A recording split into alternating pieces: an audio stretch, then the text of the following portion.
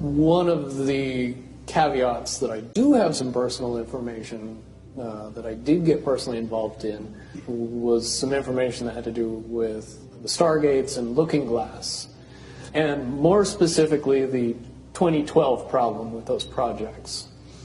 The popular opinion of what's out there right now is that the project was shut down because there was a problem when we approached 2012. I've heard it described a number of ways, but to my knowledge, the problem is that the timelines converge on that point in time. And when you know enough about the Stargate projects and the Looking Glass project to know how string theory works and how the possibility of possibilities works and how making one choice over here doesn't necessarily mean that the other choice couldn't exist at the same time. But once you get your brain wrapped around this subject, you find out that at the end of 2012, in an easy way to put it, the choices that we make become less and less consequential to the future. And eventually we're pushed into this bottleneck of time, no matter which choice we make.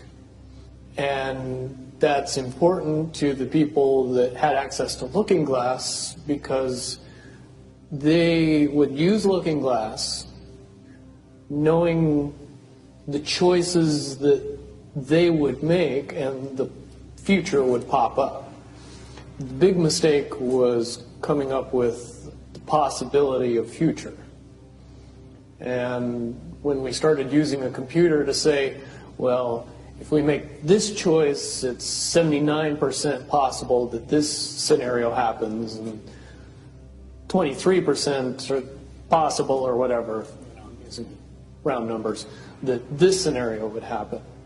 The understanding at the time was that was realistic. However, if you go down the road further and free will continues to exercise itself on this game, that 79% possibility sometimes changes very, very fast. But if you look at the situation in a point of time, it seems very realistic that that's the greatest possibility. What happened was people, very smart people, began to figure out that something big was coming up. Something that made it so all the possibilities of all the future scenarios of any choice, any possibility that was fed in and observed through the Looking Glass inherently ended up in the same future. And no decision, no possibility changed past a certain point. That's the big secret.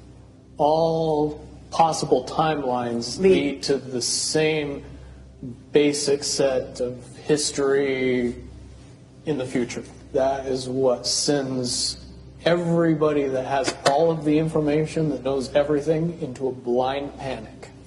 The people that know everything about Looking Glass, that have gotten all the reports and all the information, the elites of the world, probably figured out that that was the end of the game.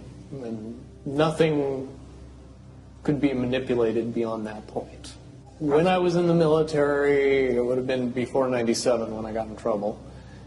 One of my particular areas that I was amazingly intuitive about is problem solving / mission planning, or more specifically, taking a bad mission and fixing it.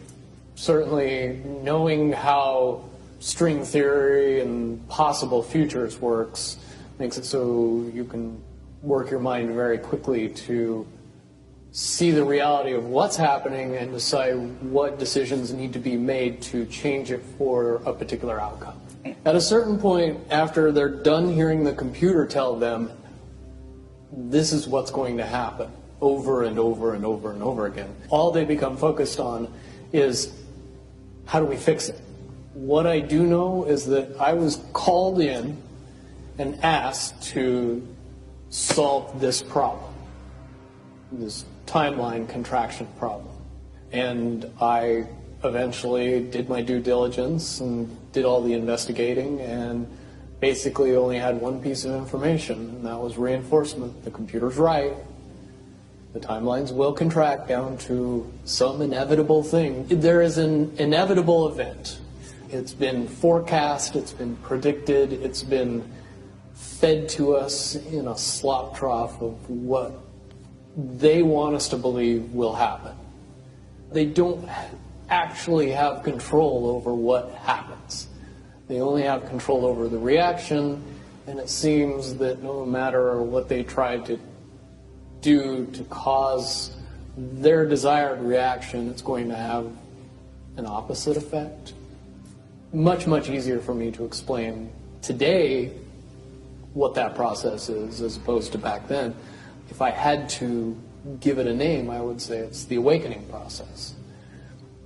It's an evolution of consciousness that cannot, will not, and no matter what decisions or possibilities are injected into the equation, eventually it all resolves down to us all learning the truth and becoming aware of this massive dam of lies that has been built that keep us from knowing massive volume of information that we should otherwise possess.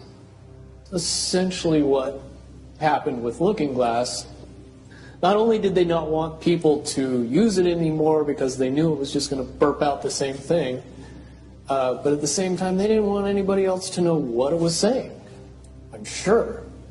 Because that information was a monumental concern when I was in the military about how to prevent this inevitability. Now, at first I thought it was end of the world.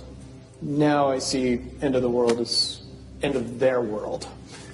The biggest cherry on top of all this conversation would be a synopsis to say that if I could convince everybody out there that for all intents and purposes, what we believe to be true eventually becomes true. If somebody convinces us that a major disaster is going to happen in the very near future, a major disaster happens in the very near future. If we don't buy into that fear and accept that there's really nothing that we know is going to happen, and accept of whatever happens, that makes the convergence of the timelines happen as naturally as possible. Any attempts to try to go away from this one inevitable conclusion, I again see as a new beginning, an end of this reality, the beginning of something that we can't even possibly understand based on the level of our beliefs currently. But when all that information comes flooding out, there's going to be no denying what's true and what's a lie or what's illusion. Basically what we're experiencing right now is two master chess players sitting at the board. And one of them looks down at the board and sees that he's in checkmate in 7 moves. And he looks across at his opponent and he knows that his opponent sees it too. So there's no getting out of it. So at this point, the loser can only prolong the game. Both players know the game is over. It's only a matter of time before he does this, and then you're forced to do this, and then he's forced to do this, and eventually checkmate. We, as a race, if we could understand that the game is over, that based on the rules of the game, the bad guys have already lost, the good guys have already won. Yes, there's moves left on the table, but those moves are being forced by the player that is going to win. The